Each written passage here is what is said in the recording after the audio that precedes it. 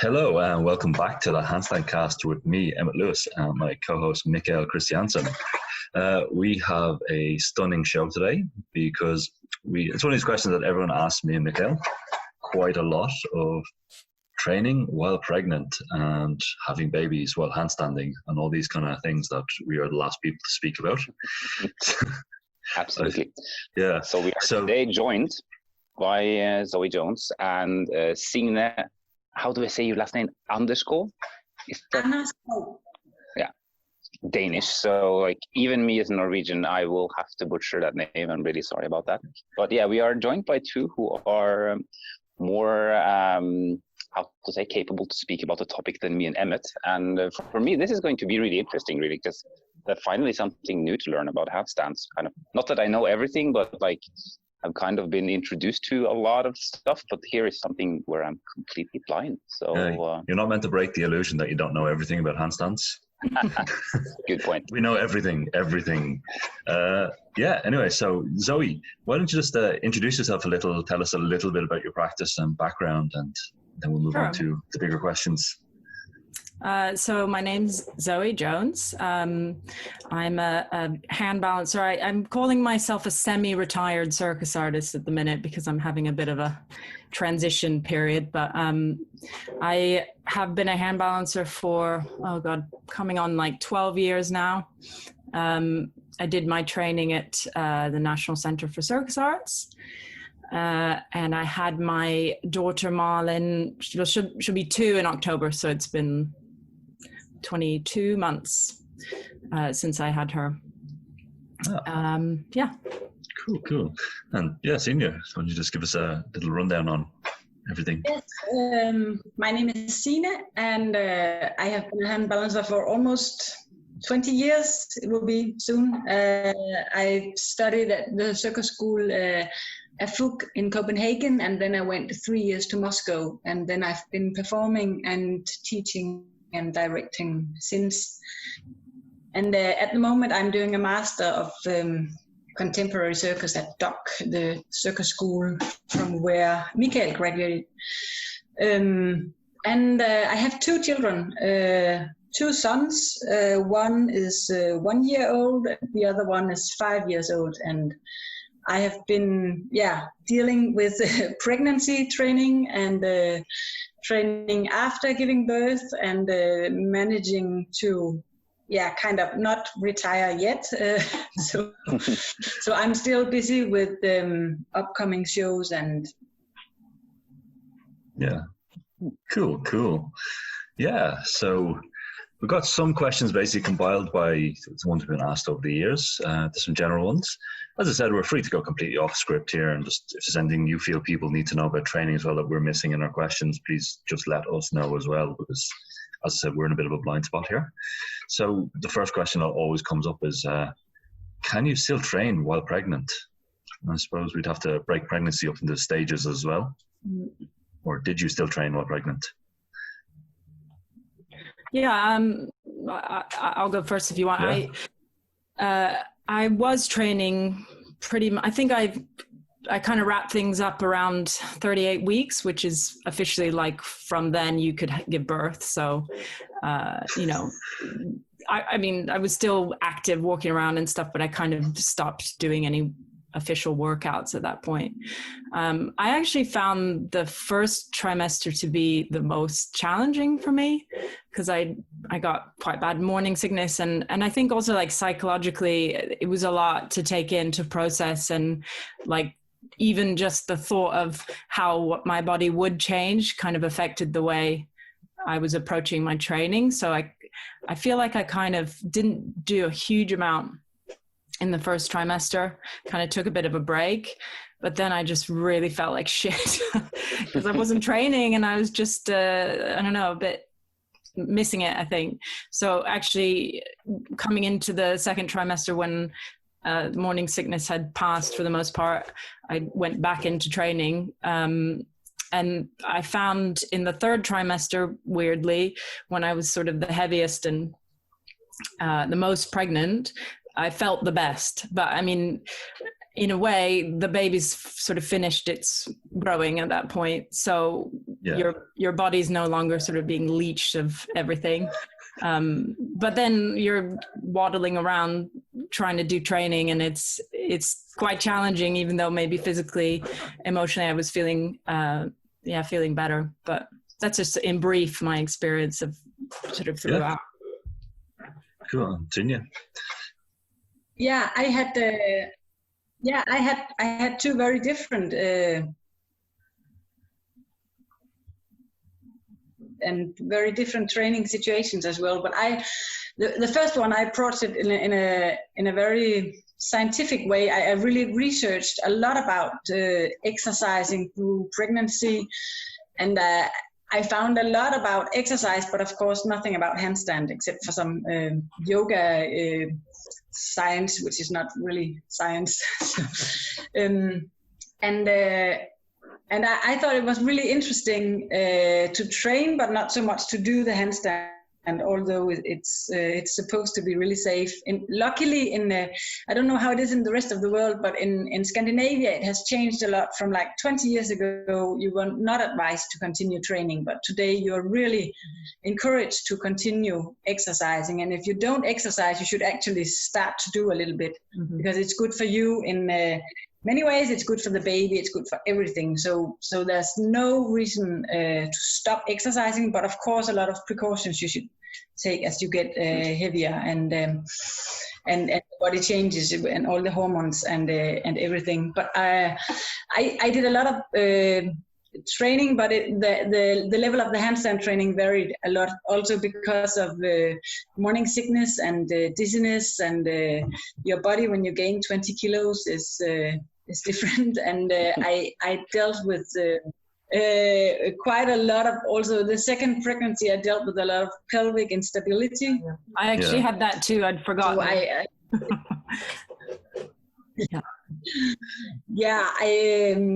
So I was no matter how well I would plan any training, it wouldn't be possible. So that's for me, that's like one of the most important thing to make sure that everybody understands, is like how individual any pregnancy is, and how you cannot compare yourself to a pregnant supermom you see on internet. Because even though if when you do handstand, you're quite a control freak, most people are, but during a pregnancy, there are so many things that you can't control, and you just have to.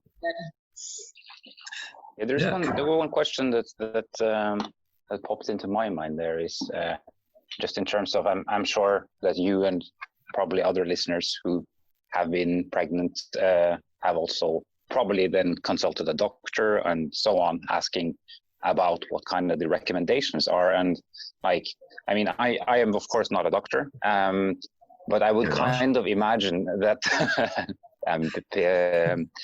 like I would really imagine if I was a doctor and someone asked me about handstands and I knew nothing about handstands, I would kind of imagine, oh, that must be dangerous, or that must be like as if it's doing trampoline, because obviously there is a level of difference between various physical disciplines. But like, did any doctors react or say anything specific when you were trying to ask, yes, I stand on my hands for a living, and like, what do you think about this? Did you have any experiences with that? I asked my doctor more to reassure my husband, because he was worried. He is a worrier, and I'm not. So I asked, well, she was my midwife, and I just saw this look on her face. I just knew, like, what is the point in asking this question? Because she has no idea what I'm talking about. She has no idea the level of training I was doing before I became pregnant, and what that means to me, as opposed to what that might mean to somebody who'd never done a handstand before. So, you know, her response was like, oh, you should definitely stop doing that.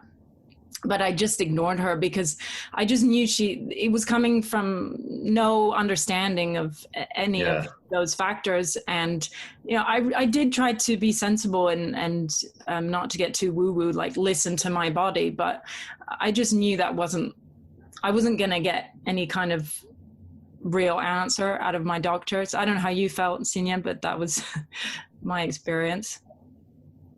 I have a really cool doctor, and I had some really cool midwives as well. And when I explained to them what I did, they were cool, and they said as long as I can control that I don't do any abrupt falls or big jumps or any contact sports. They kind of asked me about contact sport, even though I told them handstand. It's quite solitary. But they said that the standing and the hands part, my doctor couldn't see anything dangerous about that, and that would also be the advice I would give anybody, that if you can control it completely and you don't fall, and I mean, for professional hand balancers, you know more or less when you're gonna fall and how you're gonna fall, then doing handstand shouldn't be, you don't need to avoid that, was also the advice I was giving. Cool. I just want to segue back to something Bodhi just mentioned there, which is a question I know I've had a few times, and I've also just met someone in Canada who had some problems with someone doing contortion training. So the pelvic instability, this is one of the big questions I get, sort of pelvic floor, lower abs, lower ab rectus distension, stuff like this. So I'm just wondering if you guys, yourself, if you could speak a little bit about what went on with that, or how you worked around it, or did you do any sort of training for it, or whatever? Yeah, it's like the pelvic instability. It's a thing that happens during pregnancy that you don't really control. It's not a reason of training wrong or anything. It's like when the relaxing hormone kicks in, and it makes you the SI joint and the pubic bone, it makes them unstable, and it causes a lot of pain. And the general advice is to, for example, not do any unilateral training. So you shouldn't do lunges, you should do squats instead, for example. And if I transfer that to the handstand training, I would say, for example, if you feel pelvic instability, you shouldn't, for example, make abrupt kick up to handstand or abrupt cartwheel bailouts, because that's kind of the twisting that you should really avoid. But other than that, then there's like tons of stuff you can do to help with the pelvic instability. And I think handstand doesn't really play a big role. I mean, it doesn't. Yeah. Yeah, I was diagnosed with, it's called pelvic symphysis, and it's, well, exactly as you were explaining, Signe, because the relaxin hormone sort of loosens everything, and then the way the pelvis joins at the front, it's got like a, I don't know where it joins in the middle. There's a weakness just there, and that can cause the bones to shift. So I was saying that I felt like I'd been kicked in the crotch by a steel-toed boot for about 3 months. It was pretty unpleasant. And I was referred to an NHS physio. I didn't have a huge amount of hope for that, but she was actually very helpful and gave me some kind of like Pilates exercises, lots of like clam, when you're on your side, and sort of strengthening this side butt. And that actually did seem to make the pain go away. I mean, I don't know if that was just the time passed and then, the symptoms relieved themselves on their own, or if it was the exercises I was given. But anyway, it's real, and it hurts a lot if you have it. Yeah. I remember meeting, so I was teaching a seminar in Canada, I think, Toronto or Montreal anyway, and we met some girl who was a contortionist who came to the seminar, or aspiring contortionist who was coming to a bit older in life, but she was quite flexible anyway. And she decided when the relaxin hormone kicked in, that was the time to really push her muscle splits. And she ended up separating. It was her second pregnancy as well, so maybe she should have had a hint in this, but she ended up separating her pubic symphysis and having a tear there, and basically for the last 2 months of pregnancy being just, couldn't walk, as she said. So it's one of those ones, I have heard this before from more from dance side of things. People asking, "Oh, when I'm pregnant, should I really push my stretching?" I haven't really heard too many circus people on that, but it's probably one of these temptations here. Oh, the relaxin hormone comes in, but it's. Well, I found it didn't make me any more flexible, but I think I was starting at a point of a lot greater flexibility than an average person. But what I found is it made my joints so unstable. So I rolled my ankles probably a dozen times when I was pregnant. It just had like I was just all over the shop with my joints, but I didn't find it affected. Like I was about the same amount flexible. Yeah, I would also say it's more it makes your joints unstable. It's not like a wonder thing to have flexible muscles or anything. Just your ligaments in your joints that will it will give you a higher risk of injury, I think, for most people. So you shouldn't have your hopes too high up to find really contortionists when you're pregnant. I know I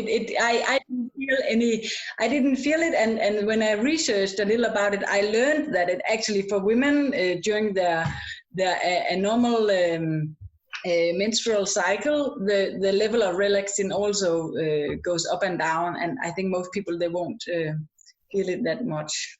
Yeah. There's this one thing that you briefly or like that's I think one of the main things that I've always wondered. I remember I saw you posted some pictures saying years ago, I think it was during your first pregnancy, with when you were basically just like pictures of your handstand and then kind of with a growing belly. And then like the fact that like obviously there is like because I mean fluctuating in weight is one thing, but like here it's like there is another person. You're basically doing a 2-person handstand, and that is kind of located on your belly side of things. So like how did it kind of feel, like center of mass wise, or like if we kind of nerd more into like the handstand side of things, like how did you kind of experience that change from being people that are very comfortable on your hands from before, and then kind of feeling this shift happen, and then also like afterwards? But I'm mainly interested in that kind of like, how does it feel when the ball kind of grows? I think I was surprised that it didn't have a big effect on the balance. I mean, for me, it was more like, if you perform and you have to wear a really weird costume that's heavy in one side, and then you do a few handstands and then you adapt. For me, the balance-wise, I think I adapted very easily to the shift in my weight center, and I think, but of course, as I grew heavier and heavier, when you do balance corrections, you suddenly have a bigger shift of all the way to the front side. But just to hold a basic handstand, I would say that even 20 kilos heavier with a huge baby bump, when I was upside down in a handstand, it wasn't that weird with the balance. I was a bit disappointed, actually. That was my experience exactly too. Was I was shocked at how easy it was really to keep balancing all the way till the end, really. And it was like a sort of progressive weight training, I suppose. But I mean, it was heavier, and I would fatigue more easily, I suppose. But just in terms of finding balance, it was like, okay, there's a bit more weight here, so I need to move a bit more. Those like instinctive balance changes you make when you're fit and at your best, at your peak even. You're doing that always, just like you don't have to think about it very much, do you? It's instinctive when you get to a certain point, I guess. Yeah, I suppose just about a little warning for our listeners. These two are very highly talented hand balancers who quite skilled on one arm even, so your mileage may vary on that, but it's definitely worth trying. I think it's one of I suppose, because it doesn't all come on at once, that you kind of taper into the changes in your body. So you're getting a kind of week by week experience probably. So you can kind of see how it'd be just like, okay, it's a little different, but it follows, as you guys are saying, that instinctive curve of just like, it's a little different today, but I can do it. It's a little different. Probably. there's one thing that I start thinking about too, just in terms of the process and for our listeners in terms of like, I think there's a significant difference between being someone who is very comfortable on your hands, continuing to stand on your hands during the pregnancy possibly, and then while learning the handstand, for example, that might be another thing, because like then you might be in, like, let's say you're in the stage where you basically need to do a couple of thousand kick-ups, and your risk of falling over is still there, and like there's, during that stage it might be smart to either scale back to wall versions or things where you have a high degree of safety. But I think yeah, it like, makes sense, like when something is even a little bit risky for you, and I mean, even at your level, Mikael, there must be stuff that you think there's a bit of a risk, and you instinctively know that it's a risk. And I think we all know our limits in a sense. And even if you're still learning and training your handstands, if you have a risk of falling when you do a certain entry or whatever, and you should always play it super safe. Like just always ride underneath that bar of like taking the risk, because you won't want to. It's just, you've got this thing inside. You don't want to be risking that. I don't know. I never felt like I wanted to risk anything. It felt stupid too. So I think you'll know. I hope you'll know. It's super important to play it really, really, really safe. And that's why you shouldn't compare yourself to professional hand balancers, because for professional hand balancer, you can still do a one arm on canes and play it safe. But I mean, you don't know their before level. So you should definitely play it super safe. Well, in the end, with my first child, when I did some handstanding on canes. I did positions where I would never, ever, ever fall, but I put out mats all around. So I would make sure that no matter how I went down, it would be a really, really soft landing.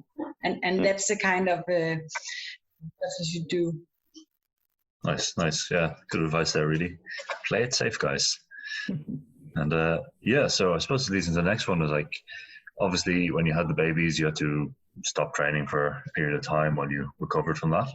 But how is the training going back in postpartum, and, all these kind of things that go into that? I can say now that I had two different experiences. I can say that with my first son, I had been training all the way until the birth. I had a really, really rough birth. He was a breech baby. We should talk about that later. It's a funny thing, handstanding and breech baby. I will explain later. Yeah. But I couldn't handstand for the first 2 or 3 months after the birth. I would feel like shit. I was dizzy. I couldn't do anything. And I had been in a really, really good shape up until the birth. And I was quite shocked, actually. I thought because I kind of started the week after with some very, very soft yoga, but I couldn't stand on my hands. With my second child, I could do a handstand right after. And I wasn't in a better shape. It was just another kind of birth, and my body reacted in a different way. I could do a handstand 2 days after. It felt nice. Yeah, I had I kind of actually had a textbook, like a really good birth. It was very straightforward, and I didn't have any interventions, as they call them, or anything. So my recovery after was quite quick, but I did lose a lot of blood. Sorry if that's TMI, but no, go for it. The reality of it. And so I was really pale and quite lightheaded for a couple of weeks after giving birth. But once that sort of cleared, I think I tried a handstand about a week after I gave birth, and it was okay. You feel a bit like stiff and kind of just not quite in your body. But I think in terms of the handstanding, that recovered quite quickly for me. But I think you're so right, Signe. It's so much about your birth experience. And if you've had a really traumatic birth, like you need to protect yourself and and just heal, because it's silly to try to, I don't know, there's a lot of expectations that we get thrown at us, I think, from the fitness world and social media and everything about, you know, snapping back. And I just think it's too much, and you need to be consulting with your doctor and other people who've had the experience too. I had Sylvia from Mimbre. Yeah. Who's had 2 children now. And so it was nice to kind of compare notes with other people who were like super fit before. It's not a question of fitness in any way. It's just each experience is quite different and quite unique. And it doesn't make you a better person if you are able to get back into shape more quickly, you know? Yeah. Though we are told that. It's definitely one of these things that I always like see working both as a personal trainer and acrobatic coach and all this. There is just this undue pressure on people, like the super mom of like, I'm back to my pre-baby weight as fast as possible. I'm just like, even from a biological point of view, it never made sense to me. It's like, well, you know, you have a baby, you're recovering from, you know, let's face it, birth can be very traumatic, or it can be like basically an injury to the body. It's like, oh, let's force this person to feel bad about like their broken leg. Like you would never do that to someone who had a broken leg. You'd be like, oh, here, have your crutches, wear your cast, do your physio. Whereas like people are like, oh, you've had a baby, it's so miraculous. You know, why aren't you back in shape yet? And I think it's it's one of the very toxic sides of social media. I think it's, you know, social media has done a lot for, you know, making some aspects of child rearing a bit more palatable to people who might not have been, but some of this, like, yeah, the Instagram super moms, like, I've had 6 children and all of them are perfect, and why are you not in shape? You're just like, oh, please stop. But I mean, it's just the weirdest experience. Like my body felt so weird for so long. And I know weird is vague, but like just so many different kinds of weird in terms of like my rib cage essentially widened so much to accommodate for Malin that I don't know what happened up high in my abs, but like they just felt kind of like they'd been overstretched like a rubber band. And so now they cramp very easily anything I do where I have to use those abdominal muscles high up. And like 2 years on, I still get that kind of weird cramping sensation sometimes. And it's like, what is that? What happened? I don't know. And I don't know if anyone would necessarily be able to explain it, but it's very strange when you're so used to knowing your body, like, as a performer. I knew my body really well and all the little ins and outs. And then pregnancy was like, nah, you don't know everything. Watch this. That stuff is really fascinating. What are your thoughts on that, Signe, in terms of this very finely tuned body map? I guess not only but also since you've both been performers and been physical in many ways during your lives, it's kind of acute, and you really know what's going on, and you know what you can do and can't do, and then like you go through all of this, which does create a significant change. Like, how did it come or feel coming back into it, kind of? Yeah, it's really weird, and it's also fascinating, as I mentioned before. When you do a lot of handstand, you are kind of a control freak, and then here there's something that's really out of your control, and it can be difficult not to. Difficult to keep the spirit high if it continues to be difficult for many months after, and you see all these other mothers coming back, and you feel left behind. But once you accept it, I also think it's a very, very interesting journey. It's really interesting to suddenly feel your body in a complete different way. For example, one small detail is that there's often a lot of talk about is the core important in handstand? Do you need to have a strong core to do handstand? It's often a beginner's question, and then professional hand balancers, they will tell you, no, you don't need your core, it's all in your shoulders. But then if you if you gain 20 kilos and you give birth, and then the week after you try to do a handstand, then suddenly you see that actually the core matters a little bit, because with no core control, there was like wobble. Wobble in new and weird ways, and then once you gain a little more control of your core, it comes kind of back to normal again. But that was really funny the second time. Like every time I went up into a handstand, the whole midsection would just do out of control weird stuff. Interesting. It's kind of, I got one question as well, just about conditioning and other kind of harder training, I suppose.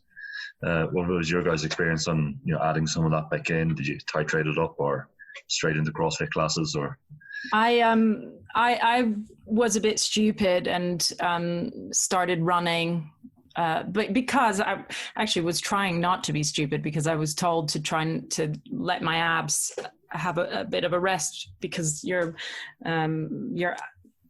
abdomen basically separates. Yeah, das directa, I think it's called. Yes, that's right. Yeah. Good memory. And it takes some time for them to kind of knit back together, and often they don't completely come back together. But one thing that can make it worse is if you're back to doing loads of V-sits and crunches straight away. So I thought, I'll just do a bit of running to kind of keep in shape, but it was just too much too soon for me.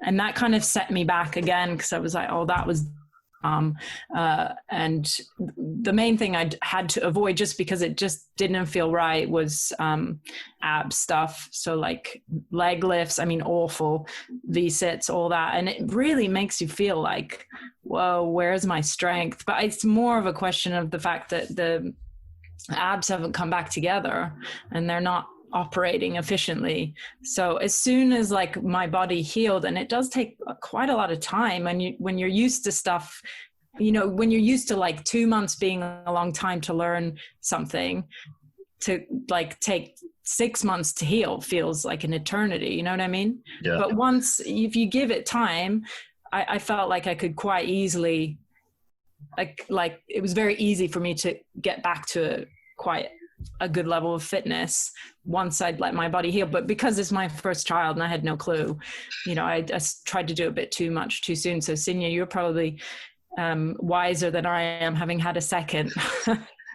Yeah, I think I did maybe the same thing as you did after the first one. I did a lot. I don't know if it was too much too soon, but I really made it high priority to get back into shape, and maybe I should just have been a little bit more patient, I think, because why rush if you don't have really a really important contract that you need to go back into? There's no need to rush. You just had a baby. You become a mother. That's so much more important. If it takes 4 months or 6 months or 1 year to go back into shape, I would say there's no need to rush. But then the funny thing about having the second child is that then you have no time to train. So this time, after the second child, I have. I'm still not, he's 1 year now, I'm still not at all back into shape, because I haven't slept for 1 year, and with 2 children, I have no time. So this time I will. Yeah. Yeah, it's definitely one of those things, just like if you're coming at it from the injury point of view, like, your body birth can be traumatic or however it went.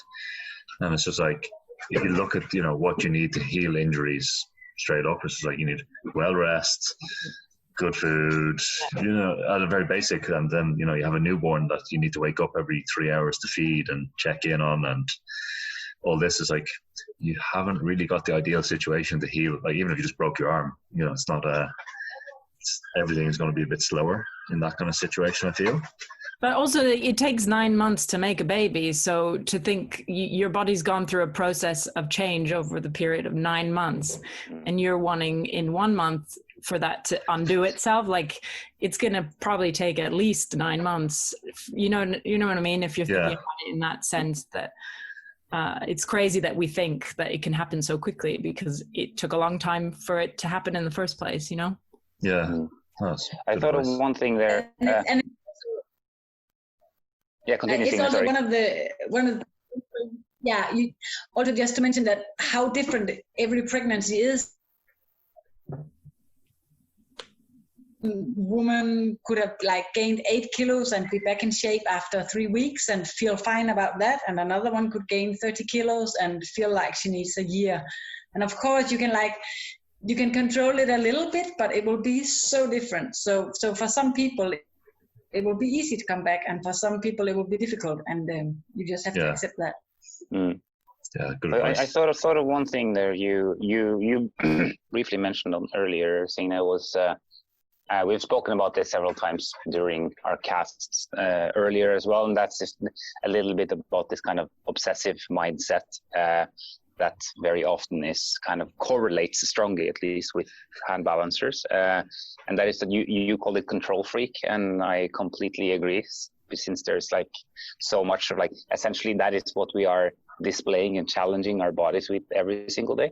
And just that kind of mental aspect of I know for myself and for very many others that, like, especially when I was younger, for years and years, it would always be this kind of like, you would go to your practice or to your show and it would always kind of like be as if it was a test of me against me, seeing can I do the thing, like, and this need for displaying that kind of control to myself and to others, sort of. And how did it affect, like, of course, injuries also, like Emmet mentioned, is like something that can have an effect on this, like you sort of need to make a significant difference. But how was that coming back into it, kind of?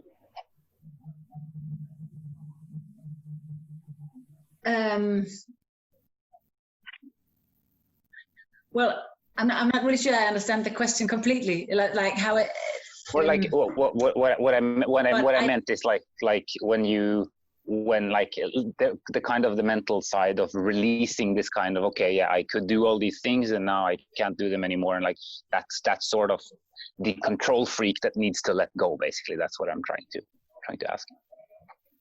Yeah, I'm just gonna say that I had two very different experiences with the two children, because the first one I was with the second pregnancy, as I mentioned, I'm doing this master of contemporary circus at DOC, and I turned the pregnancy part of an artistic research project I'm making there. So I was approaching the pregnancy in a really, really artistic way, thinking not about fitness and not about handstand skills and not about getting fit again, and that was very nice to not be obsessing about the fitness level or the skill level or the quality of the training or anything, but to go into another mode of thinking, which is a more performative way of thinking and a more philosophical way of dealing with control loss. For example, I'm doing a research project where, among many other things, I'm investigating the potentials of transitions and in-betweens in handstand, and the relation between awkwardness and virtuosity. And then pregnancy happened, and awkwardness and virtuosity suddenly became two very, very, very different things from the inside and from the outside. And that was a gift for me to have something like that to think about during the training, instead of all the time feeling what my body do now, how is the training going, what should I train today and tomorrow and the day after to make sure that I come back into shape or that I maintain my shape. And as a performer, it was wonderful to just dive into an art project instead. Yeah, cool. Yeah, I'm getting a lot to think about. I'm trying to think of some questions now. This is really cool, really interesting to hear all this. I just know we're getting close to the end time, so I know you guys have to run. Zoe and Signe. I have one more thing, because I briefly mentioned it before with the breech baby, because that's a question I got a lot when I was pregnant. So basically, breech baby, it means that the baby is upside down, it's funny for a handstand person, but you know, normally when the baby, just 1 month or something before the baby is born, the child will turn head down so that the head will come out first. A breech baby means that it's upside down, so it will go out with the butt first. And I had a lot of people, I did handstands throughout the pregnancy. A lot of people, they would say, oh, but what if the baby turns and and we would laugh at that. But then a couple of weeks before the birth, it was actually upside down. And then one of the advices you get from doctors and midwives and everything is to do handstand, which is really funny because I did a lot of handstand and look what happened. And they tried to turn it and it didn't work. So that's why the birth was rough. It had to come out with the butt first in a perfect pike, like. But this, and I talked to a lot of doctors about this because I was really curious. Could it be like as the myth goes, like if you invert yourself too much, the baby will come out the wrong side first. But everybody I talked to, they told me it's very unlikely because of that. Because I mean, the shape of your body and everything, and this specific child and how it happens. Nobody suspected it to really be because of handstanding. And second child came out the right way. So I don't suspect. But it's an interesting thing, and it's a question you can get if you do handstand in pregnancy. People will ask you, are you sure you don't make... Yeah, I got a fair amount of criticism, I guess. Not a fair amount. I got a few comments, I suppose, on social media when I posted pictures of myself pregnant doing handstands, and I kind of, it put me off putting up pictures of that because I didn't want to deal with other people's judgment of what I was doing. And, I didn't feel like I was putting myself or my child at risk, but, it's horrible to have people think that you are, even if you're really not. So, I stopped doing that because there's a lot of armchair doctors who like to diagnose you from their computer screen. I think it's one of these things just in training terms, like if you say towards the end of your pregnancy, you're training for an hour and a half, that's 5 to 10% of your day that you're inverting. And how long are you holding a handstand when you're inverting? 30, 40 seconds, maybe a minute, maybe small, probably not doing conditioning at that stage. So it's a minuscule amount of time compared to how are you sleeping? And what about all those babies who come out breech without the mother doing any inverting? It's just, I think it's one of these unpredictable things that, I've heard this as well myself on, social media comments like, oh, your baby will come out breech or upside down. And it's probably something that seems to make a lot of sense on paper. Whereas in reality, it might not be the case whatsoever. Yeah, I just wanted to address what you were saying, Mikael, about the control thing, because in some ways I feel like having trained as a hand balancer for so many years made my approach towards pregnancy and giving birth quite different to a lot of other people I met who were also pregnant at the time. And I kind of approached it like this great big challenge, and I think because you're always setting yourself, it's not just hand balancers, I suppose, but I feel like I was always setting myself training goals I was trying to achieve, and had quite a lot of resilience towards that, I always thought I was lazy, but I mean, looking back, I'm like, you're an idiot. You're not lazy. But that's also how I went into my labor, which was like, I don't know. I had this crazy will of steel. I decided I didn't want to have drugs if I could get away with it. And I didn't, but I'm not trying to say that everyone has to have a drug-free pregnancy, because that's not how it's going to be for everyone. But when I look back, I do think there was like a mindset that was connected to having been a hand balancer for so many years, this kind of like internal, like I must do it. Like I just couldn't release the control of like, that was the decision I had made and I was going to like, to hell or high water, I was going to achieve it. So, and that's not meant to be a judgment statement, just something when I reflect like, I do think possibly my training led towards that kind of experience. Yeah, it's definitely, I think if I remember right, so your background before you started circus was gymnastics, quite high level in the States. So I think that could also be, I don't know, that kind of mindset also comes in from sports a lot. Oh, totally. Yeah. Circus, I was like, it's been a feature of your past. Yeah, I can remember from circus school, me and Zoe were in circus school at the same time. I would never have pegged you as lazy in a small amount at all. Well, let me tell you that my coach did make me feel like I was lazy. So it didn't just come from my head. Yeah. Personally, on my observations, I would have not said that at all in the slightest. But I think that's something we share is this, you maybe always berating yourself for not doing enough, you know? Yeah. Definitely, yeah. Maybe you're not. That's the problem. Am I not? But you'll never do enough. That's the thing, right? The bar is always moving higher and higher. We only know when you've done too much, when you blow yourself up somehow. Yeah. Like, oh, I have to get surgery. It's like, yes, I finally did too much. Right. Achievement. Achievement unlocked. Yes, right. I finally broke. Right. I'm going to have to wrap this up just so I know our guests have a limited amount of time because they have responsibilities and me and Mikael don't. Other than this, so first off, Zoe, if people wanted to get in touch with you or is there any projects you'd like to let them know about or anything, where could it be best to find you? Well, one of the places I tend to be most active is my Instagram, which is Handstands with Zoe.